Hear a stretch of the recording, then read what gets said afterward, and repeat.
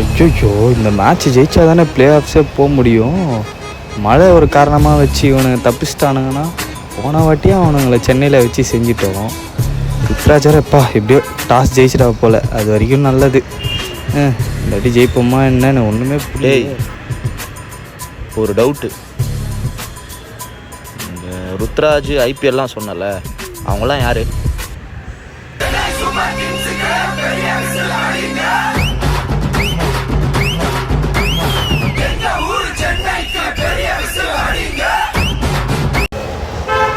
ஐயோ, இந்த மேட்ச் ஜெயிச்சா தானே பிளே ஆஃப்ஸே போக முடியும்.